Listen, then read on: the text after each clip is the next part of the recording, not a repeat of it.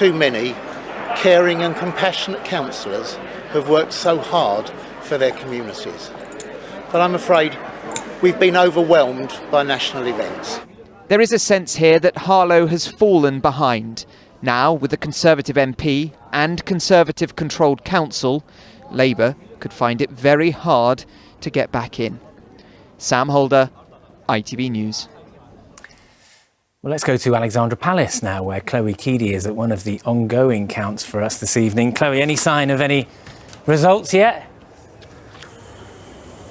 Almost. Isn't it a beautiful location for it? We've got two counts going on here tonight. We've got Brenton Harrow just down there behind me, and we've got Hackney, Islington and Waltham Forest way over there in the distance. As you've just been hearing, these are two of 14 London Assembly constituency seats being contested across the capital, and we're expecting to hear about these two in the next couple of hours, but we won't hear about all of them tonight. In fact, 7 of those 14 seats won't be declared until tomorrow. I was having a chat with one of the returning officers here a little bit earlier, and she was saying just how much slower things have felt this year, and of course some of that is down to COVID. Social distancing means people have to be more spread out.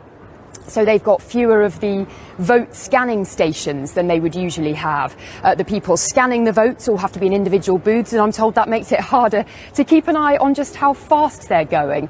And also postal votes. They've had a 30% increase in postal votes. Postal votes come in folded up. They take more time to process. They're harder to get through the machines. And so that all takes a little bit longer. So those are just some of the challenges they're facing here tonight. But we are almost there. Brenton Harrow we're expecting within the next hour, and Hackney, Islington and Waltham Forest at around 8:30 tonight.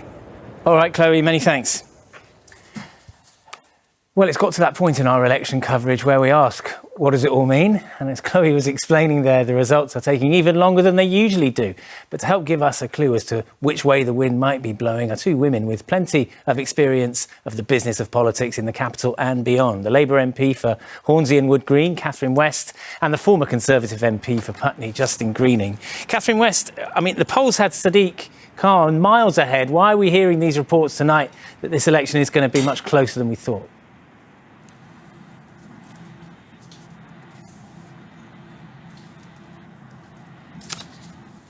Oh, well, I think, Catherine, you may have still got yourself on mute there. So I'll go to Justine and ask you, Justine Greening, why you didn't run for mayor? Because by the look of things and the way things are going nationally, you might have had a really good chance. Well, it certainly has been a good day so far for the Conservatives, and I think what we have seen is that where Conservative candidates and the party has had a very clear offer on how to level up local communities, then the party has done very well. And I think the challenge for Labour nationally has been that it really hasn't been on the pitch when it's come to levelling up. And I think what I would like to see now, Geraint, is the levelling up strategy for London. It does feel like London hasn't really been part of that levelling up narrative, and it needs to be, because COVID has really impacted this city. So I hope that whoever is mayor after this election, we haven't got long to wait, will bring forward some clear plans, not just about recovering from COVID, but how we fundamentally make London a fairer city when it comes to opportunity. OK, Catherine West, I'll repeat the question I asked at the start. Why does this mayoral contest look as if it might be much closer than we were expecting? What did Sadiq Khan's campaign get wrong? Well, like everywhere else, there does appear to have been a percentage increase for the Conservatives. And also, I think there's always that incumbency which can cut both ways, because maybe having had a pretty difficult few last years in, it's closer than we think now. Obviously, there's still half of the votes to count still tomorrow. And so we're hoping that, like 2012, when Mr Johnson had to go down to second preferences, it was quite close for the Mayor of London in 2012. I think likewise tonight it could well, and tomorrow will be quite close for the Mayor of London as well, Mr Khan. So just fingers crossed that we can pull that one out of the bag. What do you think Sadiq Khan's greatest achievement has been since he's been Mayor of London? Well, he's obviously had a very strong feeling for the business side of London. London is open was his famous phrase. And also, obviously, we've had the turbulence in London over the whole Brexit vote, which obviously has had a disproportionate impact on London. And also the jobs question. You'd be aware that coronavirus has hit London harder than any other region in the country in terms of the loss of life, and also has hit London very much in terms of the economy. Sure, I asked the question because a poll that years to be in charge. OK, well, I asked the question because a poll we saw earlier this week identified the issue of violent crime as being most important to voters in London. I mean, Mr Khan's really made no progress there, no big idea on what he's going to do to stop the killing of teenagers so regularly in our city. Yes, I think across the country we're seeing, I mean, in fact, there are 2 murders of women just in the last couple of days, just outside London as well. And crime is a real issue across the country. We've lost 50% of all police stations across the UK. And we've also lost hundreds of police officers as well since 2010. And that's been quite a difficult sort of legacy for, I think, Labour to manage in the city. And also local authorities have been cut back a lot, because don't forget the mayor doesn't have as much operational control as in some local authorities, and that sort of cutback of resources has been very difficult to manage. I'm interrupting you, Catherine West, because I just want to get back to Justine Greening and talk about the Conservative campaign for mayor. Wouldn't this race be even closer if the Tories had really come out for Sean Bailey? He was abandoned in this campaign, wasn't he? Boris Johnson was hardly ever seen in London, I mean, on the campaign trail. I think it's been a real challenge that levelling up seems to have become a thing for the North, when actually, from my perspective, it's a national challenge, and it absolutely applies to London. And I think what people across this city want to find out is how, after COVID, we're going to see our local London economy bounce back, but also then how we're going to truly fix some of those inequalities that the city had already. I think our big challenge now is that, in terms of opportunity, the opportunities that were most open to most young people in London were in hospitality, retail, tourism. Those are the sectors that have been the worst hit by COVID. Meanwhile, the ones that were the most closed off on opportunity, more professional services and the city, those are the opportunities that remain. And this city has to run fairer for young people and opportunity. And what I would really like to see, whoever is mayor, but if it's Sean Bailey in particular, is a very proactive, ambitious strategy on how we can level up this city as well as the rest of the country. OK, Justine Greening, Catherine West, thank you both very much for joining us. Thank you. Well, let's return now to our political correspondent, Simon Harris, who is still at City Hall. Simon, what's the latest? Geraint, at one point in this election, it looked as if Sadiq Khan would win an outright majority without second preference votes being taken into account. But tonight, that Labour dream appears to be fading. The gap between the current mayor and Sean Bailey has narrowed. It looks as if they're very much closer than expected. So almost certainly this will go to a second round with second preference votes being considered. The counting is, of course, slow because of COVID, which means we won't get a final result in the mayoral election, or indeed know the makeup of the London Assembly until tomorrow evening at the earliest.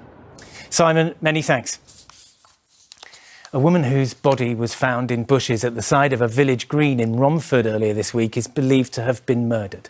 Police say Maria Jane Rawlins was walking home from a hospital appointment when she was attacked. Well, Jonathan Brown has been following the case and is with me. Jonathan, what more do we know about this? Well, in the last few hours, police have confirmed that they're now treating this as a murder inquiry. Maria Jane Rawlins was a 45-year-old mum of 2 from Chelmsford in Essex. And on Monday, she attended a doctor's appointment at King George's Hospital in Ilford, and that was where she was last seen alive. Her body was found in the Little Heath area of Romford by a dog walker in some bushes on Tuesday afternoon. Now, since then, post-mortem tests have revealed that Maria may have been strangled and she may have suffered blunt force trauma injuries to her head. Now, police say that Maria's family are understandably distraught by what's happened, and they're appealing for anyone who's seen or heard anything suspicious to get in touch. But so far, no arrests have been made. OK, Jonathan, thank you very much. A 16-year-old boy has been charged with the murder of a father of 4 in Essex. 34-year-old James Gibbons was stabbed to death outside his home in Langdon near Basildon on Sunday. He'd spent the day celebrating his twin daughters' birthdays. And an independent inquiry into squalid and dangerous housing conditions in a Croydon tower block has found the council failed in its duty to keep tenants safe. The report follows an ITV News investigation which uncovered families living in flats with severe leaks, mould and damp for more than 4 years. The inquiry has said the council's housing department was incompetent and staff lacked care and respect for tenants. I don't understand how this just could happen for so long and they're clueless about it. You're supposed to be here to help the people and support them and do all of these things, and you can't do that, and you've left us to just suffer, and now you're going to tell us that, okay, you're going to change. Change don't happen overnight. And there'll be more reaction to the findings against Croydon Council, along with the rest of the day's top stories on the ITV News at 6:30. Here's a look at what's happening with Mary. Election results are coming in fast as the political landscape is reshaped across England, Scotland and Wales. What next for Labour, with Keir Starmer under attack from both sides of his own party, while Boris hails Brexit for a string of Tory gains? Why people under 40 will be able to choose which COVID vaccine they're given. And police hunting the killer of PCSO Julia James release a picture of a man they urgently want to speak to. Join me for those stories and more at 6:30. To the pandemic now, and an Indian strain of COVID-19 has been declared a variant of concern today by Public Health England. Clusters of cases have been found in schools, care homes and places of worship across London. Ria Chatterjee joins me now. Ria, what more do you know about this? Well, look, the context for this, Geraint, is obviously the very desperate situation in India. A scientist told me today that this variant has been rising hugely in India. In terms of the figures here in the UK, Public Health England say that over the last week, cases have risen from 202 to 520. The main affected areas are Bolton, which is in the northwest, and also London. And let's not forget that in the last couple of weeks, there has been surge testing in particular parts of London for this variant. Almost half the cases, Public Health England say, are related to travel or contact with a traveller. And they also say that there is evidence of community transmission. So I guess the question that people will be asking is, in terms of the vaccines that we have here, how effective are those vaccines against this variant? So we put that question to an epidemiologist. What we know is that it's rising while cases are coming down, and it's rising amid restrictions that are suppressing infection and suppressing cases, which means that restrictions are not having the same impact on this variant as with other variants. And the reason for that is unclear. It is possibly more transmissible, but we don't know about other features. So the London Regional Director for Public Health England says that they're putting in tailored measures to react to this variant. They're taking a targeted and community-led approach, which they say has worked before when dealing with variants. OK, Ria Chatterjee, thanks very much. Time for the weather now, and I hope you managed to enjoy some of the sunshine today, because there's rain coming this weekend. For the details, here's Chris Page with the full forecast.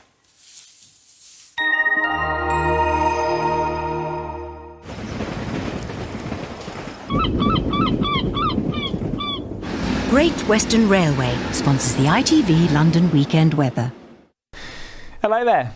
Very good evening to you. Today across the capital there's been some sunshine after a cool start first thing this morning. A bit of fair weather cloud by this afternoon, but for most of us we have stayed dry. There's been the odd isolated shower here and there, but for the weekend, well, it's going to turn rather wet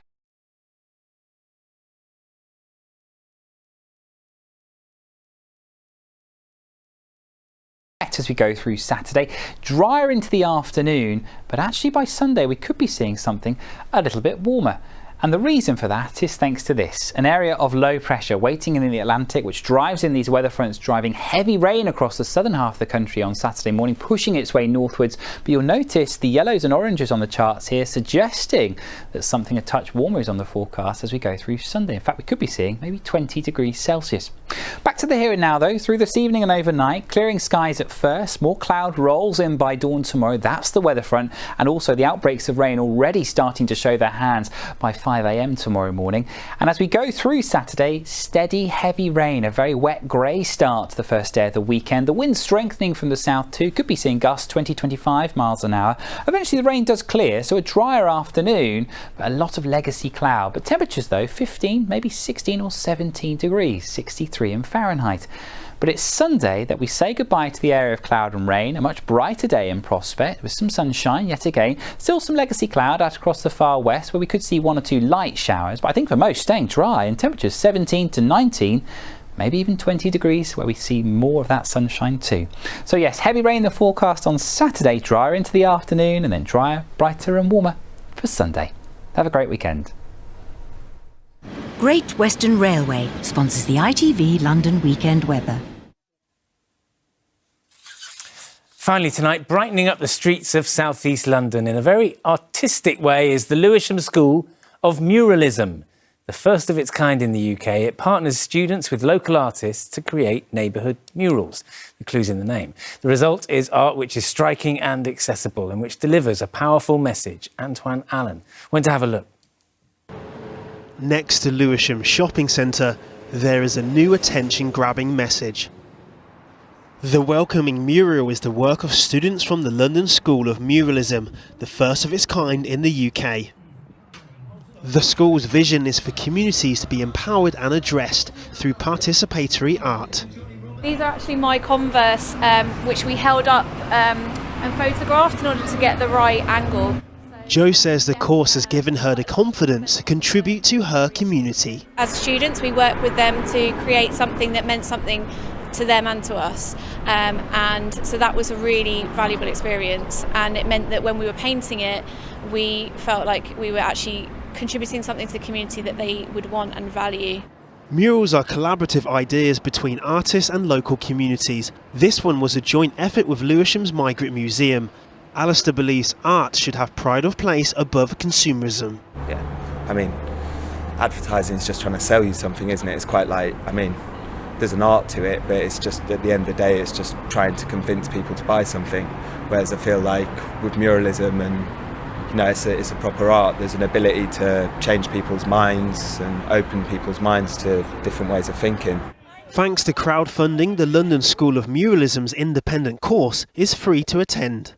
I think the arts just bring a lot for people in so many different ways. It's great for well-being, it's great to be able to give back to communities, just brings a lot of joy.